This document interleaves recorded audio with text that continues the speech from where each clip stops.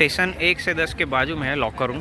अगर आप एसओयू जा रहे हैं तो आप आपका लगेज साथ में लेके नहीं जा सकते, तो आपको लगेज यहाँ पे जमा करवाना है। लेडीज़ पर्स और पानी की बोतल अलाउ है, तो लगेज यहाँ जमा करवाना ना भूले, नहीं तो आपको CISF वहाँ पे एंट्री नहीं देगा। तो आप सामने जो देख रहे हैं वो है एसओयू की एंट्री। वहाँ से आपको आपकी टिकट चेक करवानी है। उसके बाद जैसे ही सीधा अंदर आओगे, मैंने बोला था कि आपको आपका लगेज बस स्टैंड के पास जो लॉकर रूम है वहाँ दे देना है। अगर आपके पास लेडीज़ पर्स है तो वो अलाउड है, बट ये लोग यहाँ पे लेडीज़ पर्स भी चेक करते हैं, उसमें किसी भी प्रकार का खाना हो तो आपको यहाँ निकालना पड़ेगा। तो मेन गेट से एंट्री मार के आपको राइट लेना है, राइट लेके आप यहाँ स्टैच्यू ऑफ यूनिटी की एक्सप्रेस एंट्री का काउंटर है वहाँ पहुँचना है। लेफ़्ट साइड के फर्स्ट लेन जो है वो एक्सप्रेस एंट्री के लिए है, और ये जा रहे हैं हम एसओयू। पहले जाएंगे व्यूइंग गैलरी, क्योंकि 2 से 4 का स्लॉट हमने बुक किया था व्यूइंग गैलरी देखने का, तो पहले व्यूइंग गैलरी में जाएंगे, बाद में आके नीचे म्यूज़ियम और वो सब है वो देखेंगे। सिक्योरिटी चेकअप के बाद एसओयू फिट पे जाने के लिए आप इसका यूज़ कर सकते हैं।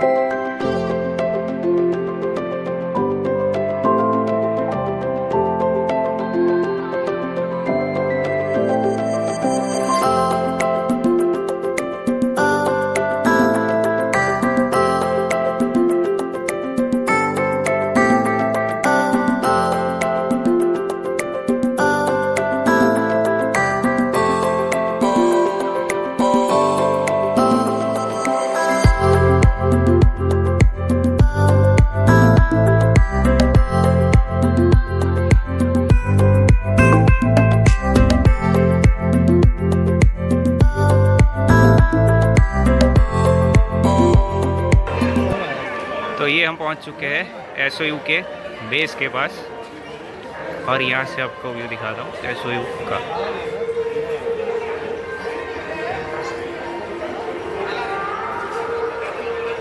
बहुत बड़ा है, बहुत बड़ा, अद्भुत, अकल्पनीय, अविश्वसनीय।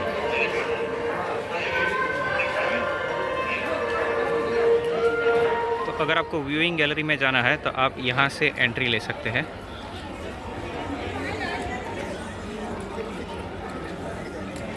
ये है व्यूइंग गैलरी जाने के लिए एलिवेटर जहाँ से लेना है वो जगह। यहाँ पे अगर आपने नॉर्मल टिकट ली है तो आपको ये लाइन में खड़ा रहना पड़ेगा, जैसे आप देख रहे हैं सब लोग लाइन में आ रहे हैं। पर अगर आपने एक्सप्रेस एंट्री ली है तो आप सीधा यहाँ जा सकते हैं। यहाँ टिकट वेरिफिकेशन के बाद अंदर डायरेक्ट लिफ्ट तक आप जा सकते हैं, और लिफ्ट में दूसरे लोगों के साथ आप सीधा ऊपर जा सकते हैं, तो आपका उतना टाइम बच जाएगा। सेम वे ऊपर जब आप व्यूइंग गैलरी देख लेते हैं तो रिटर्न में आने के टाइम पे भी आपको नॉर्मल टिकट वाले जैसे लाइन में खड़े वैसे खड़े नहीं रहना है, और आप डायरेक्ट लिफ्ट तक जाके वहाँ से लिफ्ट कैच करके नीचे आ सकते हैं। ये है व्यूइंग गैलरी जाने के लिए लिफ्ट, ग्राउंड फ्लोर से। कैपेसिटी आराम से 20-25 लोगों की होगी।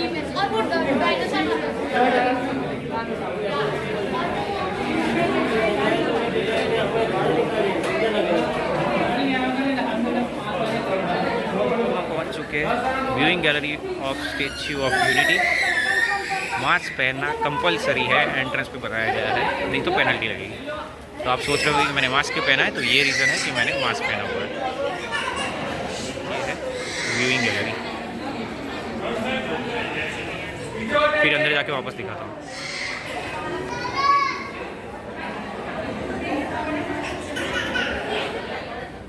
ये व्यू देख रहे हैं हम सरदार सरोवर डैम का स्टैच्यू ऑफ यूनिटी की व्यूइंग गैलरी से। स्टैच्यू ऑफ यूनिटी की व्यूइंग गैलरी स्टैच्यू के चेस्ट में बनाई गई है, तो हम एकदम टॉप पे नहीं है, बल्कि हम व्यूइंग गैलरी जो चेस्ट के पास बनाई गई है वहाँ पे है। अभी मैं आपको ये बताना चाहता हूँ कि statue of unity Sardar Sarovar dam के पास ही क्यों बनाया गया।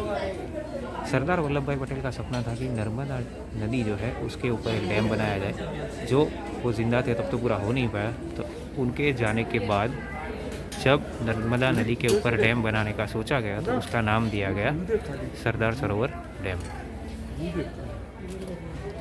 अभी आप जब केवड़िया से एसओयू तक आते हैं तो आपके राइट हैंड साइड पे ये स्टैच्यू ऑफ यूनिटी आता है। तो आप जब उसको देखते हैं तो केवड़िया से आने के टाइम पे एसओयू का बैक साइड आपको दिखाई देता है, जबकि उसका फेस जो है वो सरदार सरोवर डैम की साइड है। तो ऐसा क्यों रखा गया?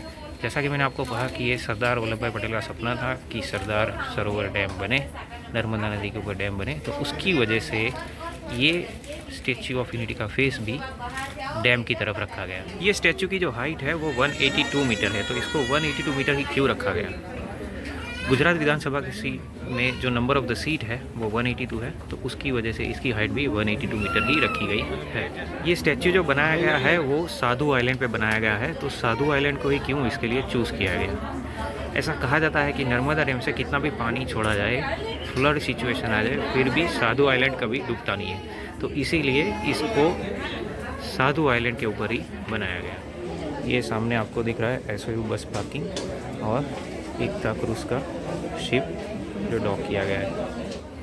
ये स्टैच्यू जो बनाया गया है वो टोटल 6500 पीसेस को कनेक्ट कर करके बनाया गया है, और जो ये आउटर पीसेस है उसमें सबसे ज़्यादा जो कंपोनेंट है वो है कॉपर। तो 6500 पीसेस में 85% कॉपर का यूज़ किया गया है। व्यूइंग गैलरी की ईस्ट साइड से जो वेस्ट साइड जा रहे हो तो आपको ये व्यू दिख सकता है। आप देख सकते हैं कि जो ब्लैक जो है वो जो मैंने आपको पीसेस बताए 6500 पीस वो है, तो ये सब पीसेस को कैसे कनेक्ट करके ये स्टैच्यू बनाया गया है। व्यूइंग गैलरी जाने के लिए जो लिफ्ट है उसके राइट हैंड साइड पे ही थिएटर है।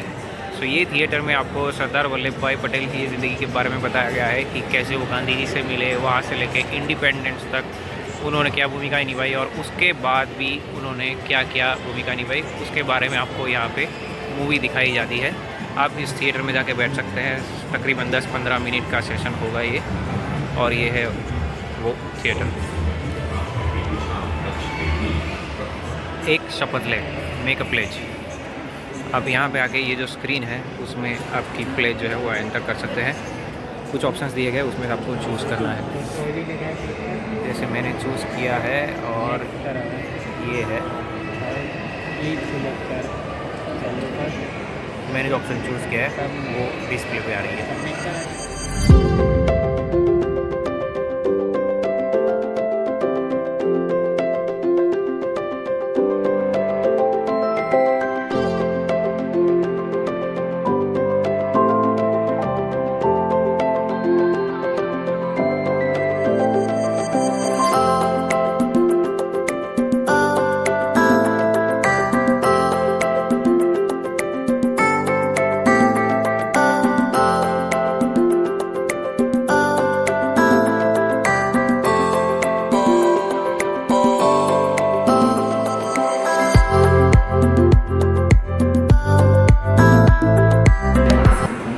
यहाँ पे ये अलग अलग समुदाय के बारे में आपको अगर डिटेल जाननी हो तो ये जो स्क्रीन है वो स्क्रीन पे जाके आप कोई भी एक लैंग्वेज चूज़ करके उसके बारे में जान सकते हैं।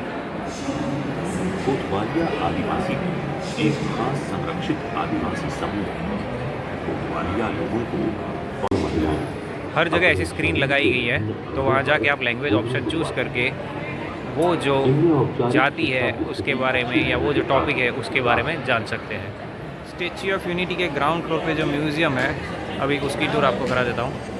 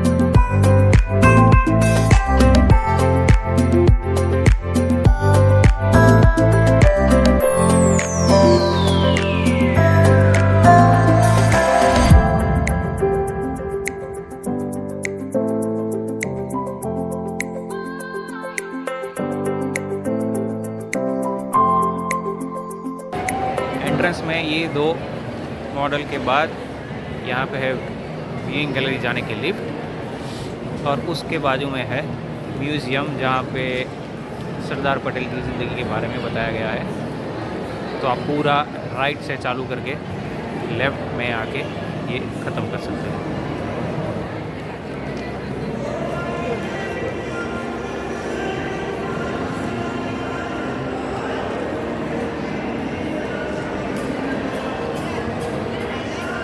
ये जो मूवी है वो एसओयू के ऊपर है, स्मॉल क्लिप। ये है उसके कंस्ट्रक्शन के ऊपर।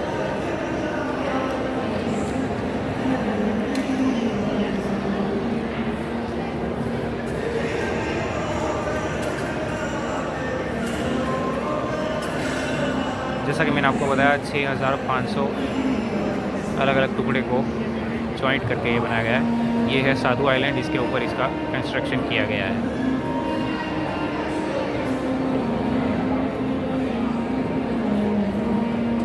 स्टैच्यू ऑफ यूनिटी सिर्फ 45 मंथ्स में बनाया गया है।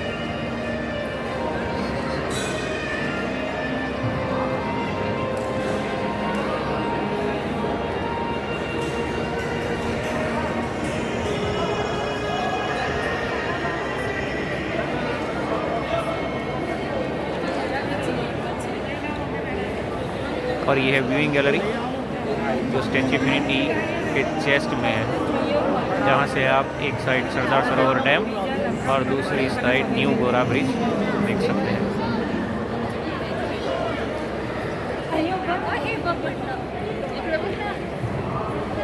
तो ये है डिटेल दुनिया में ऐसे बड़े जितने स्टैच्यू है उसके बारे में, और comparison with Statue of unity.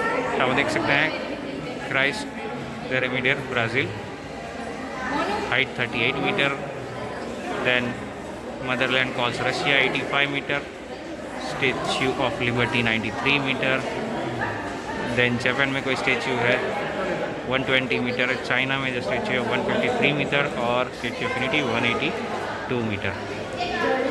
तो statue of unity statue of liberty से तकरीबन डबल है। इसमें दिखाया गया है साधु आइलैंड कैसा था और फिर उस पर स्टैच्यू ऑफ यूनिटी कैसे बनाया गया।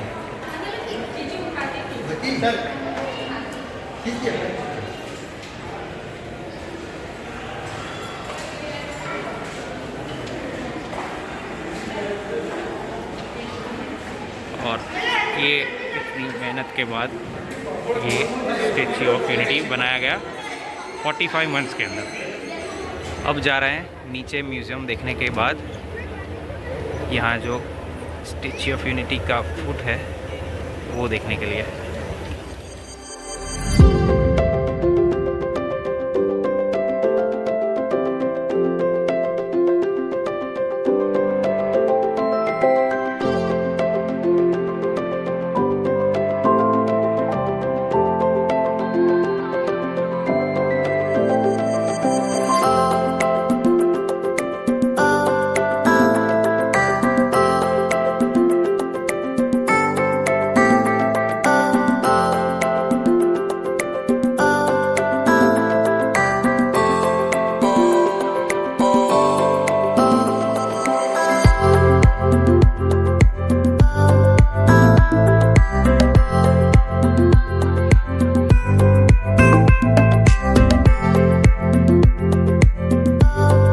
ये है बाहर का व्यू एसओयू की मूर्ति के पैर के पास से।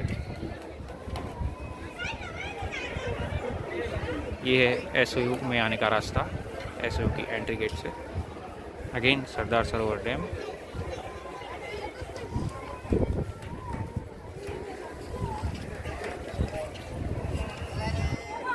ये है स्टैच्यू ऑफ यूनिटी का व्यू स्टैच्यू के पैरों के पास से।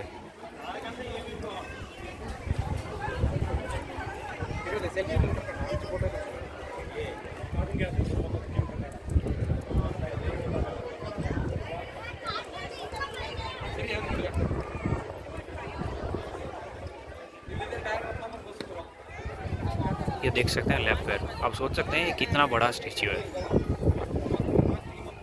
इसकी विशालता अगर देखनी हो तो आपको यहाँ आके देखना पड़ेगा, तभी आपको पता चलेगा कि ये कितना बड़ा है। फ़ोटो और वीडियो में से ये पता नहीं चल पाता कि ये कितना बड़ा है। फ्री वाटर फैसिलिटी यहाँ पे भी अवेलेबल है, तो SOU के हर अट्रैक्शन पे आपको पानी फ्री में मिल जाएगा, वो भी ठंडा पानी। Sunset view statue of unity का। और आप देख रहे हैं एकता क्रूज़ स्टैच्यू ऑफ यूनिटी के पे आ रहा है। कल हम यही क्रूज़ में इसी टाइम पे यहाँ पे आए थे, पर हम यहाँ पे उतरे नहीं थे और वापस एकता क्रूज़ जहाँ से चलता है भारत भवन वहाँ पे ही गए थे।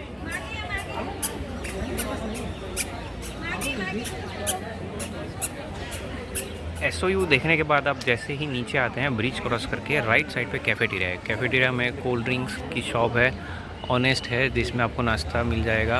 उसके बाद सबवे है, CCD है और इवन स्टारबक्स भी है। दूसरी एक शॉप है जिसमें आपको पुलाव और नॉर्थ इंडियन डिशें मिल जाएगी। आपको रोटी सब्ज़ी नहीं मिलेगी। नॉर्थ इंडियन डिश में छोले कुलचा, पाव भाजी, छोले भटूरे ये सब मिल जाएगा। तो आप यहाँ पे आके नाश्ता डिनर कर सकते हैं।